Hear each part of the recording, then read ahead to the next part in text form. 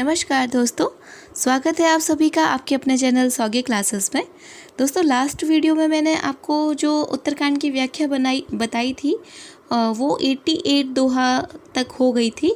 आज हम इसके आगे शुरू करेंगे और हमेशा की तरह आज व्याख्या शुरू करने से पहले मैं आपको बता देती हूँ कि अभी उत्तरकांड में शुरू से लेकर अब तक कौन कौन सी कथाएँ हो चुकी हैं। राम के वनवास से वापस आने में अभी एक दिन का समय शेष है और उस समय से भरत और अयोध्यावासी सभी व्याकुल हैं। इतने में हनुमान जी का आना और सूचना देना कि राम आ चुके हैं और भरत का सारे अयोध्यावासियों के साथ राम का स्वागत होता है। फिर उसके बाद राज्याभिषेक होता है और राज्याभिषेक के बाद राम की स्तुति के लिए सबसे पहले वेद आते हैं भाट के रूप में, फिर शिव आते हैं और सभी लोग उनकी स्तुति करके चले जाते हैं। उसके बाद राम राज्य का वर्णन हुआ है और उसके उपरांत राम जी अपने मित्रों को 6 महीने रोकने के बाद सिर्फ हनुमान जी को रोक लेते अपने पास, बाकी सभी मित्रों को घर जाने की आज्ञा देते हैं। और फिर उसके बाद उपवन में अपने भाइयों के साथ जाते हैं जहाँ सनकादिक मुनि राम से और उनके बीच में सत्संग होता है। उसके उपरांत भरत और राम का सत्संग होता है संत और असंत के ऊपर। फिर उनका जाना और राम का महल में आकर राज्यसभा बुलाना और नगरवासियों को मुक्ति का मार्ग का ज्ञान देना।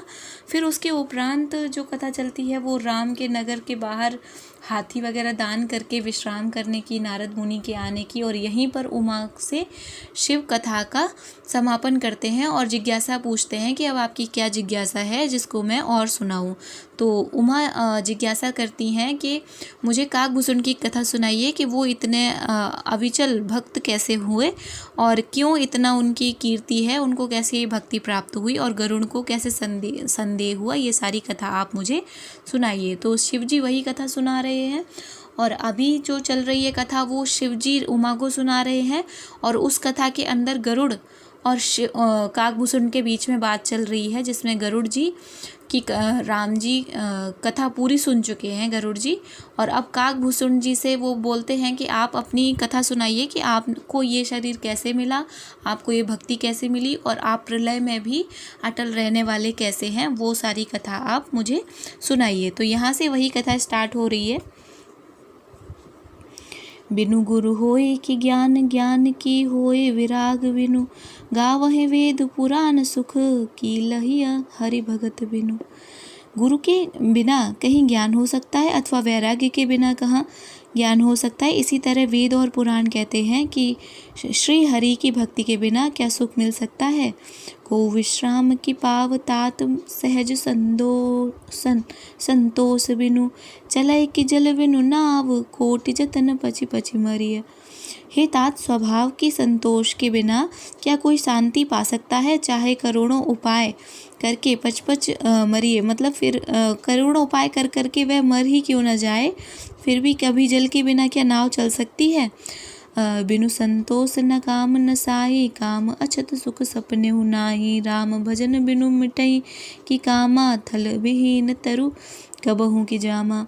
संतोष के बिना काम का नाश नहीं होता और कामनाओं के रहते स्वप्न में भी सुख नहीं हो सकता, और श्री राम जी के भजन बिना कामनाएं नहीं नष्ट हो सकती। बिना धरती के कहीं पेड़ उग सकता है। बिनु विज्ञान की समता आवई, को अवकाश की नभ बिनु पावई, श्रद्धा बिनु धर्म नहीं होई, बिनु मह गंध की पावई कोई। विज्ञान तत्व के बिना क्या संभाव आ सकता है, आकाश के बिना क्या कोई अवकाश पोल पा सकता है, श्रद्धा के बिना धर्म का आचरण नहीं होता, क्या पृथ्वी तत्व के बिना कोई गंध पा सकता है। बिनु तप तेज की कर विस्तारा, जल बिनु रस की होए संसार, सील के मिल बिनु बुधु शिवकाई, जिम बिनु तेज न रूप गोसाई। तप के बिना क्या तेज फैल सकता है, जल तत्व के बिना संसार में क्या रस हो सकता है, और पंडित जनों की सेवा के बिना क्या शील सदाचार प्राप्त हो सकता है। ये गोसाई जैसे बिना तेज अग्नि तत्व के नहीं मिल सकता। निज सुख बिनु मन होई कि थीरा, परस की होई विहीन समीरा, कवि न्यू सिद्धि कि बिनु विश्वासा, बिनु हरि भजन भव भय नाशा। निज सुख आत्मानंद के बिना क्या मन स्थिर हो सकता है? वायु तत्व के बिना क्या स्पर्श हो सकता है? क्या विश्वास के बिना कोई भी सिद्धि हो सकती है? इसी प्रकार श्री हरि के भजन के बिना जन्म मृत्यु के भय का नाश नहीं हो सकता। बिनु विश्वास भगत नहीं, तेहि बिनु द्रवहि न राम। राम कृपा बिनु सपने हूँ, जीव न लहे विश्राम। बिना विश्वास के भक्ति नहीं होती, भक्त के बिना श्री राम जी पिघलते नहीं, डरते नहीं, और श्री राम जी की कृपा के बिना जीव स्वप्न में भी शांति नहीं पा सकता। अस विचार मति धीर तजी, कुतर्क संशय शकल, भजहु राम रघुवीर, करुणा कर सुंदर सुखद। हे धीर बुद्धि, ऐसा विचार कर संपूर्ण कुतर्कों और संदेहों को छोड़कर करुणा की खान सुंदर और सुख देने वाले श्री रघुवीर का भजन कीजिए। निजमति सरिस नाथ में गाई, प्रभु प्रताप महिमा खगराई, कहेउ न कछु करी जुगत विशेषी, यह सब के निज नए नहीं देखी। हे पक्षीराज, हे नाथ, मैंने अपनी बुद्धि के अनुसार प्रभु के प्रताप का महिमा का गान किया। मैंने इससे कोई बात युक्ति से बढ़कर नहीं कही, यह सब अपनी आँखों की देखी कही है। महिमा राम रूप गुण गाथा, सकल अमित अनंत रघुनाथा, निज निज मति मुनि हरि गुण गावहि, निगम सेव शेष से शिव पार न पावै। श्री रघुनाथ जी की महिमा, नाम, रूप और गुणों की कथा सभी प्रकार अपार एवं अनंत है, और श्री रघुनाथ जी स्वयं भी अनंत हैं। मुनिगण अपनी बुद्धि के अनुसार श्री हरि के गुण गाते हैं। वेद, शेष और शिव जी पर उनका पार नहीं पाते। तुमहि आदि खग मसक अप्रजंता, नभ उड़ाए नहीं पावै अंता, तिमि रघुपति महिमा अवगाहा, तात कहूँ कोई को पाव की था। आपसे लेकर मच्छर पर्यंत सभी छोटे बड़े जीव आकाश में उड़ते हैं, किंतु आकाश का अंत कोई नहीं पाते। इसी प्रकार हे तात, श्री रघुनाथ जी की महिमा भी अथाह है, कभी कोई उसकी था पा सकता है? राम काम सत कोटि सुभगतन, दुर्गा कोट अमित अरिमर्दन, शक्र कोट सत सरिस बिलासा, नभ सत कोट अमित अवकाशा। श्री राम का अरबों कामदेवों के समान सुंदर शरीर है। वे अनंत कोटि दुर्गाओं के समान शत्रुनाशक हैं। अरबों इंद्र के समान उनका विलास ऐश्वर्य है। अरबों आकाशों के समान उनमें अनंत आकाश का स्थान है। मरुत कोट सत विपुल बल, रवि सत कोट प्रकाश, शशि सत कोट सुशीतल, समन सकल भव त्रास। अरबों पवन के समान उनमें महान बल है, और अरबों सूर्यों के समान प्रकाश है। अरबों चंद्रमाओं के समान वे शीतल है, और संसार के समस्त भयों का, सारे मतलब जो भी संसार के डर हैं, उन सब का नाश करने वाले हैं। कालकोटि सत सरिस अति दुस्तर, दुर्ग दुरंत, धूमकेतु सतकोटि सम, दुराधरश भगवंत। अरबों कालों के समान वे अत्यंत दुस्तर, दुर्गम और दुरंत हैं। वे भगवान अरबों धूमकेतुओं पुच्छल तारों के समान अत्यंत प्रबल हैं। प्रभु अगाध सत कोटि पताला, समन कोटि सत सरिस, कराला तीरथ अमित कोटि सम पावन, नाम अखिल अध पुराण सावन। अरबों पातालों के समान प्रभु अथाह है। अरबों यमराजों के समान भयानक है। अनंत कोटि तीर्थों के समान वे पवित्र करने वाले हैं। उनका नाम संपूर्ण पाप समूह का नाश करने वाला है। हिमगिरि कोटि अचल रघुवीरा, सिंधु कोटि सत सम गंभीरा, कामधेनु सत कोटि समाना, सकल कामदायक भगवाना। श्री रघुवीर करोड़ों हिमालयों के समान अचल स्थिर हैं, और अरबों समुद्रों के समान गहरे हैं। भगवान अरबों कामधेनुओं के समान सब कामनाओं को पूरा करने वाले हैं।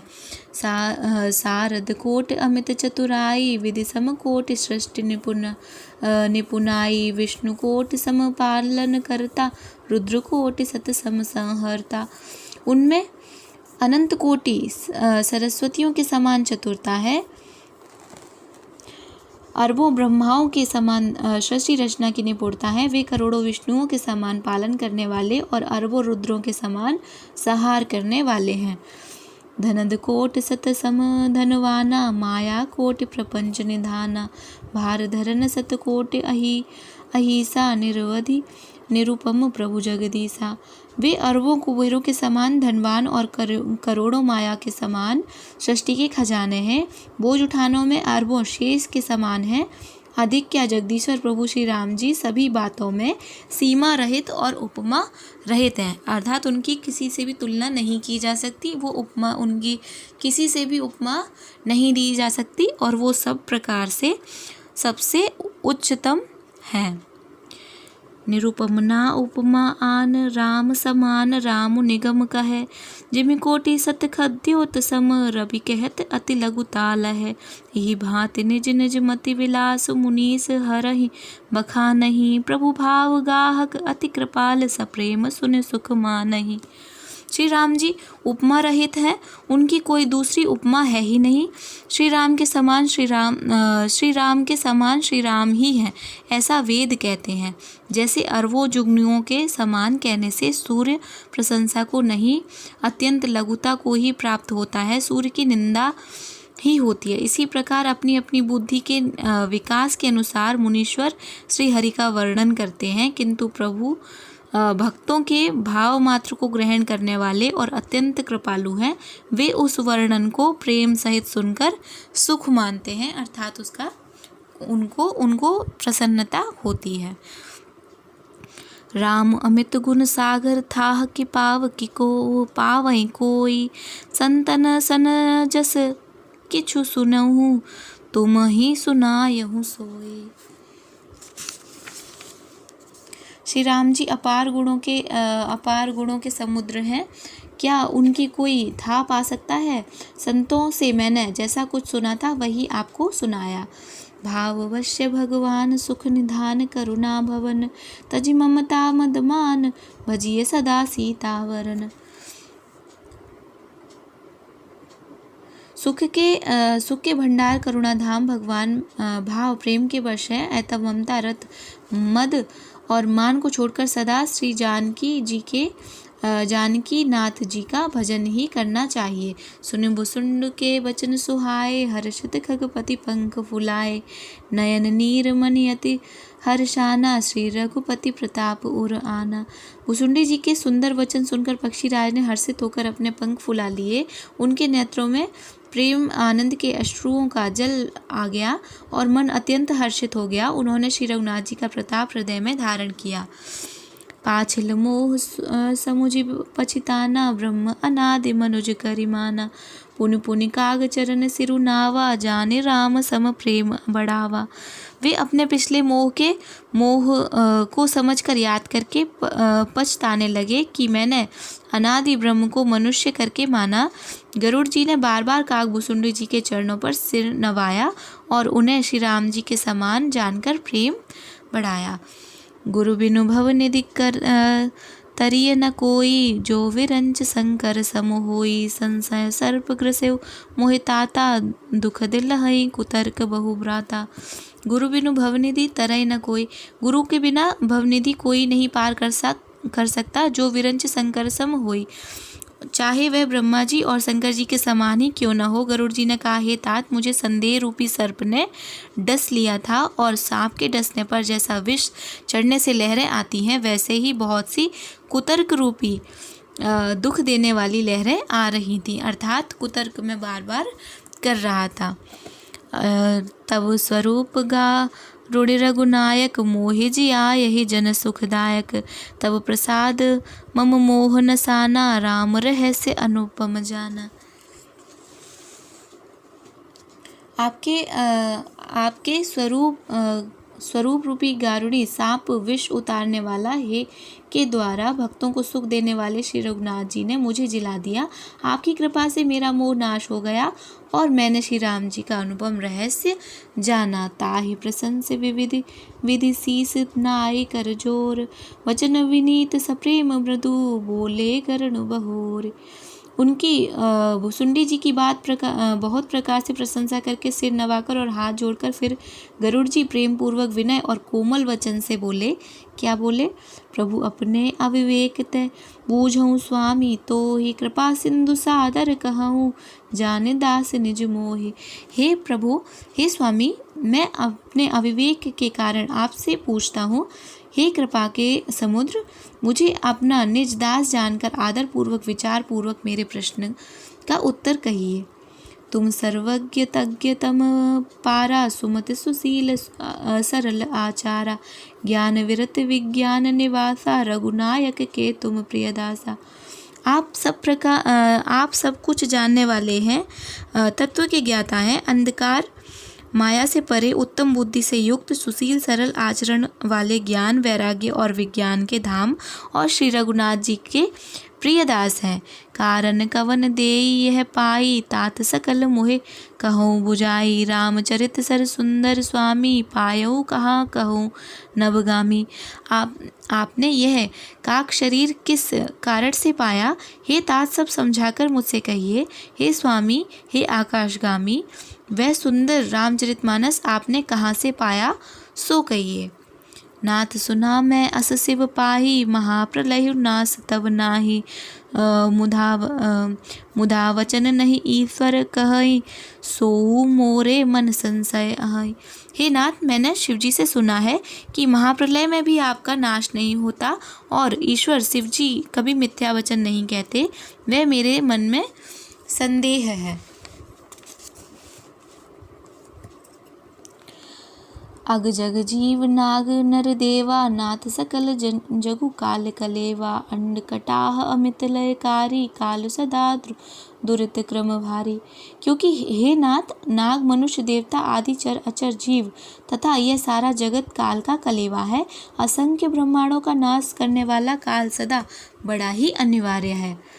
तुम ही न व्यापत काल अति कराल, कारण कवन मोहि सो कहूँ कृपाल ज्ञान प्रभाव की जोग बल। ऐसा यह अत्यंत भयंकर काल आपको नहीं व्यापता, आप पर प्रभाव नहीं दिखलाता, इसका क्या कारण है? हे कृपाल, मुझे कहिए, यह ज्ञान का प्रभाव है या योग का बल है? प्रभु तब आश्रम आए, मोर मोह भ्रम भाग करन कवन सो, नाथ सब कहूँ सहित अनुराग। हे प्रभु, आपके आश्रम में आते ही मेरा मोह और भ्रम भाग गया, इसका क्या कारण है? हे नाथ, यह सब प्रेम सहित कहिए। गरुण गिरा सुनि हर्षेउ कागा, बोलेउ उमा परम अनुरागा, धन्य धन्य तब मति उर्गारी, प्रश्न तुम्हारे मोहे अति प्यारी। हे उमा, गरुड़ जी की वाणी सुनकर काकभूषण जी हर्षित हुए और परम प्रेम से बोले। क्या बोले? हे सर्पों के शत्रु, आपकी बुद्धि धन्य है। आपके प्रश्न ने मुझे बहुत ही प्यारे लगे और मुझे बहुत ही प्रसन्नता दी।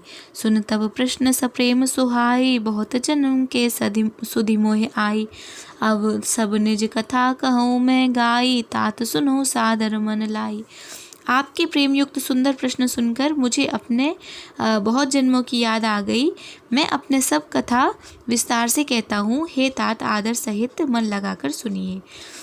जप तब मख सम दम व्रत दाना, विरत विवेक जोग विज्ञाना, सब कर फल रघुपति पद प्रेमा, तेहि बिनु को न पावै क्षेमा।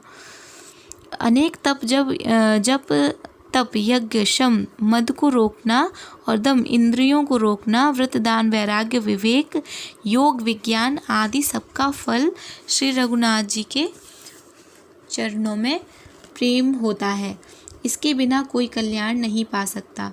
यही तन राम भगति में पाई, ताते मोहि ममता अधिकाई, जहि ते कछु निज स्वार्थ होई, तेहि पर ममता कर सब कोई।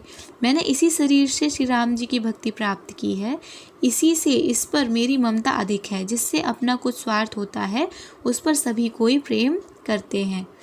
पन्नगार असी नीत श्रुति सम्मत सज्जन कहहि, अति नीचहु सन प्रीति करिय, जान निज परम हित। हे गरुण जी, वेदों में मानी हुई ऐसी नीति है और सज्जन भी कहते हैं कि अपना परम हित जानकर अत्यंत नीच से भी प्रेम करना चाहिए। पाट कीट ते होई तेहि तय पाटंबर रुचिर, कृमि पालय सब कोई परम अपावन प्राण सम। रेशम के कीड़े से होता है, उससे सुंदर रेशमी वस्त्र बनते हैं। इसी से उस परम पवित्र कीड़े की भी सब कोई प्रेम करता है, प्राणों के समान उनको पालता है और प्राणों के समान ही उनकी रक्षा करके रखते हैं। स्वार्थ साँच जीव कहूँ एहा, मन क्रम वचन राम पद नेहा। सोई पावन सोई सुभग शरीरा, जो तनु पाए भजिय रघुवीरा। जीव के लिए सच्चा स्वार्थ यही है कि मन, वचन और कर्म से श्री राम जी के चरणों में प्रेम हो। वही शरीर पवित्र और सुंदर है जिस शरीर को पाकर श्री रघुनाथ जी का भजन किया जाए। राम विमुख लहे विधि सम देहि, कवि को विद न प्रशंसहि तेहि। राम भगति एहि तन उर जामी, ताते मोहे परम प्रिय स्वामी। जो श्री राम जी के विमुख है वह यदि ब्रह्मा जी के समान शरीर पा जाए तो भी कवि और पंडित उसकी प्रशंसा नहीं करते। इसी शरीर से मेरे हृदय में राम भक्ति उत्पन्न हुई है, इसी से हे स्वामी यह मुझे परम प्रिय है। तजहु न तन निज इच्छा मरना, तनु बिनु वेद भजन नहीं वरना। प्रथम मोह मोहे बहुत गोवा, राम विमुख सुख कबहु न सोवा। मेरा मरण अपनी इच्छा पर है, परंतु फिर भी मैं यह शरीर नहीं छोड़ता, क्योंकि वेदों ने वर्णन किया है कि शरीर के बिना भजन नहीं होता। पहले मोह ने मेरी बड़ी दुर्दशा की, श्री राम जी के विमुख होकर मैं कभी सुख से नहीं सोया। नाना जन्म कर्म पुनि नाना, किए जोग जप तप मखदाना। कवन जोनि जन म्यों जह नाही, मैं खगेश भ्रमी जग माही। अनेकों जन्मों में मैंने अनेक प्रकार के योग, जप, तप, यज्ञ और दान आदि कर्म किए। हे गरुड़ जी, जगत में ऐसी कोई योनि नहीं है जिसमें मैंने बार बार घूम फिर कर जन्म ना लिया हो। देखऊँ करे सब कर्म गुसाई, सुखी ना भयऊ अवहि के नाई। सुधि मोहि नाथ जन्म बहु केरे, शिव प्रसाद मति मोह न घेरी। हे गुसाई, मैंने सब कर्म करके देख लिए, पर अब इस जन्म की तरह मैं कभी सुखी नहीं हुआ। हे नाथ, मुझे बहुत से जन्मों की याद है, क्योंकि श्री शिव जी की कृपा से मेरी बुद्धि को मोह ने नहीं घेरा। प्रथम जन्म के चरित अब कहूँ सुनहु बिहगेश, सुनि प्रभु पद रति उपजेऊ, जाते मिटहि कलेश। हे पक्षीराज सुनिए, अब मैं अपने प्रथम जन्म के चरित्र कहता हूँ, जिन्हें सुनकर प्रभु के चरणों में प्रीति उत्पन्न होती है, जिससे सब कलेश मिट जाते हैं। पूर्व कल्प एक प्रभु जुग कल जुग मल मूल, नर अरु नारी अधर्म रत सकल निगम प्रतिकूल। हे प्रभु, पूर्व के एक कल्प में पापों का मूल युग कलयुग था, जिसमें पुरुष और स्त्री सभी अधर्म परायण और वेद के विरोधी थे।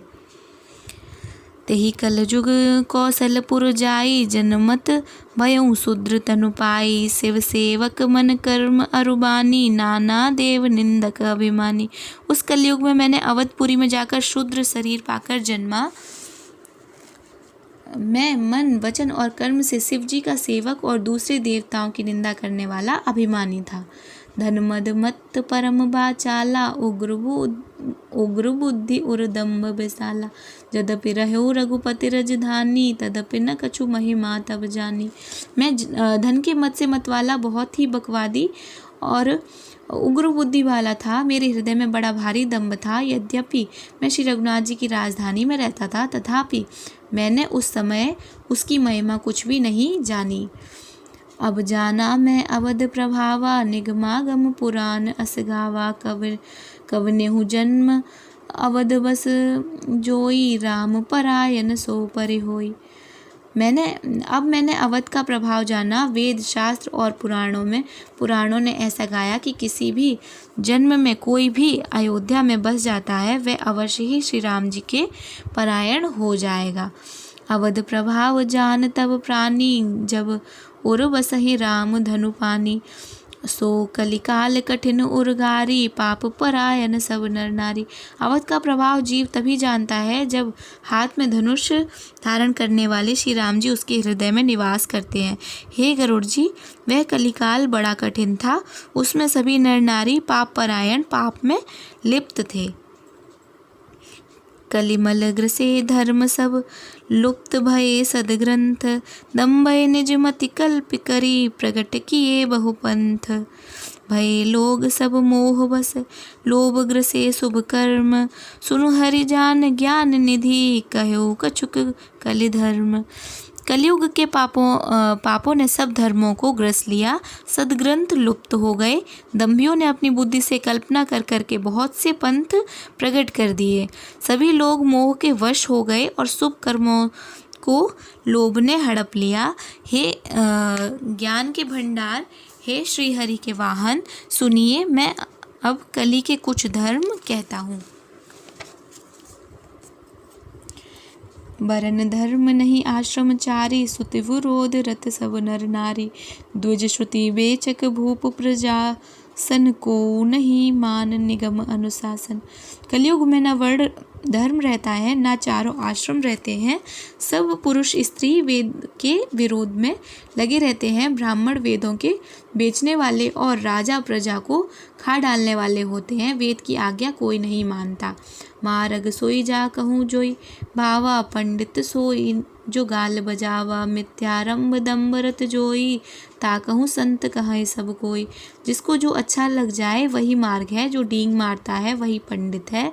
जो मिथ्या आडंबर रचता है और दम्भ से रत है, उसी को सब कोई संत कहते हैं।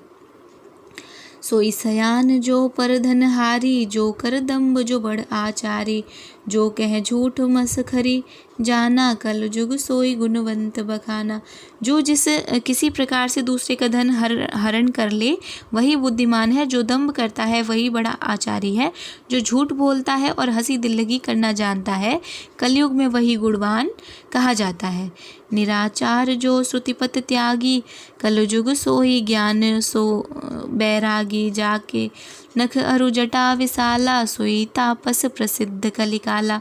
जो आचारहीन है और वेद मार्ग को छोड़े हुए है, कलयुग में वही ज्ञानी और वैराग्यवान है। जिसके बड़े बड़े नख का मतलब नाखून और लंबी लंबी जटाएं मतलब बड़े बड़े बाल, वही कलयुग में प्रसिद्ध तपस्वी है। अशुभ वेश भूषण धरे, बच्चा भच्छ जिखाए। ते जोगी ते सिद्ध नर, पूजते कल जुग माहि। जो अमंगल वेश, अमंगल का मतलब जो देखने में अच्छे नहीं लगते, सुंदर नहीं लगते और सामान्य नहीं है, वो अमंगल वेश। और अमंगल भूषण का मतलब जिन्हें शुभ नहीं माना जा सकता, उस प्रकार के भूषण जैसे मुंडों की माला वगैरह इस चीज़ में हम ले सकते हैं, धारण करते हैं। और भक्ष्य अभक्ष्य मतलब कि जो खाने योग्य है और जो ना खाने योग्य सब खा लेते हैं, वे ही योगी हैं और वे ही सिद्ध हैं और वे ही मनुष्य कलयुग में पूज्य हैं। अर्थात कहने का मतलब है कि जो अशुभ वस्त्र पहनने वाले हैं, अशुभ आभूषण धारण करने वाले हैं और खाने योग्य चीज़ें और ना खाने योग्य चीज़ों का भी जो सेवन करते हैं, उनको कलयुग में संत कहा जाता है। जे अपकार चार तिन कर गौरव, मान्य तेई मन क्रम वचन लबार तेई। वक्ता कल जुग महु। जिनके आचरण दूसरों का अपकार अहित करने वाले हैं, उन्हीं का बड़ा गौरव होता है। वे ही सम्मान के योग्य होते हैं। जो मन वचन और कर्म से लाबार झूठ बकने वाले हैं, वे ही कलयुग में वक्ता माने जाते हैं। नारी विवस नर सकल गुसाई, न चहि नट मरकट की नाई। शूद्र द्विजन उपदेश ही ज्ञाना, मेल जनेऊ ले ही कुदाना। हे गुसाई, सभी मनुष्य स्त्रियों के विशेष वश में हैं और बाजीगर के बंदर की तरह उनके नचाए नाचते हैं।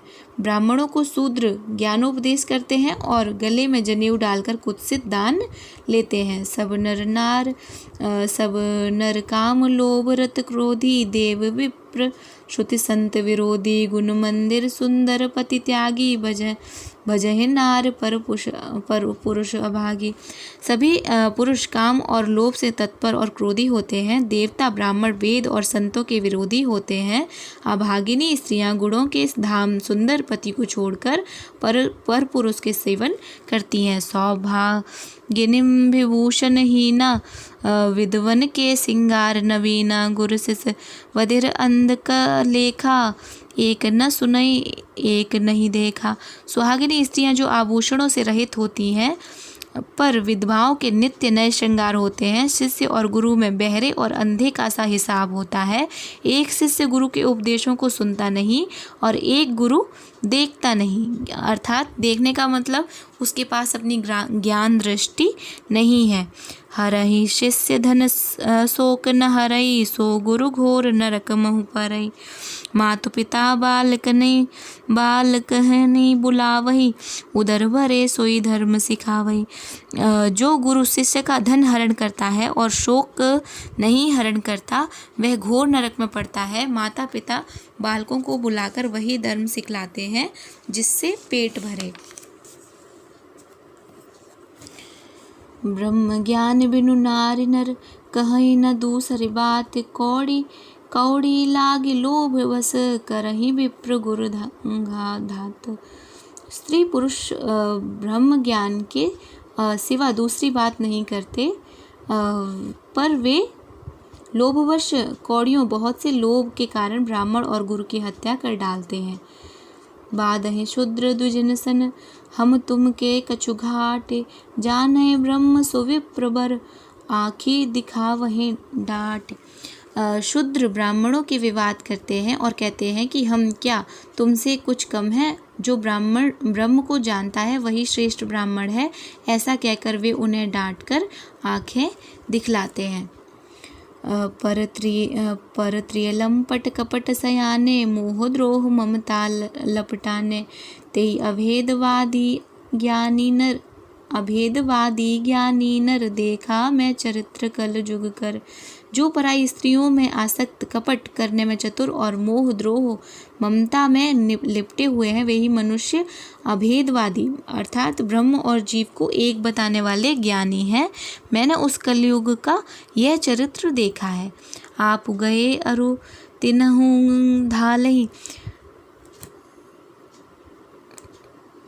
जे कहूँ सत मार्ग प्रतिपालय कल्प कल्प भरि एक नर का परहि जे दूषह श्रुति करी तरका। वे स्वयं तो नष्ट हुए ही रहते हैं, जो कहीं सन्मार्ग का प्रतिपालन करते हैं उनको भी वे नष्ट कर देते हैं। जो तर्क करके वेद की निंदा करते हैं वे लोग कल्प कल्प भर एक एक नरक में पड़े रहते हैं। जेवर नाधम तेल कुम्हारा स्वपच की रात बोल कलवारा नारी मुई ग्रह संपत्ति नासी मूड मुड़ाए हो ही सन्यासी। तेली कुम्हार चांडाल भील कोल और कलवार आदि जो वर्ण में नीच हैं स्त्री के मरने पर अथवा घर की संपत्ति नष्ट हो जाने पर सिर मुंडवाकर सन्यासी हो जाते हैं।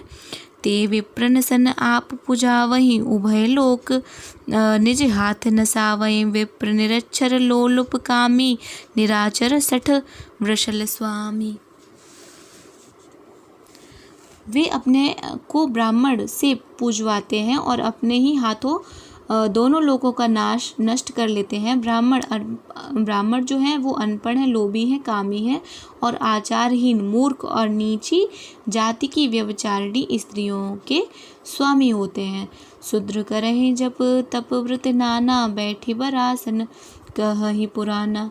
सब नर कल्पित करहि अचारा जाय न वर अनीति अपारा।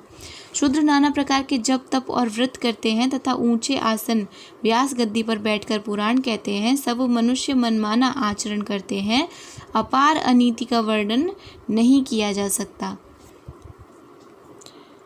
भय वरन संकर कले भिन्न से तु सब लोग, करहि पाप पावहि दुख, भय रुज शोक वियोग। कलयुग में सब लोग वर्ण संकर और मर्यादा से च्युत हो गए हैं।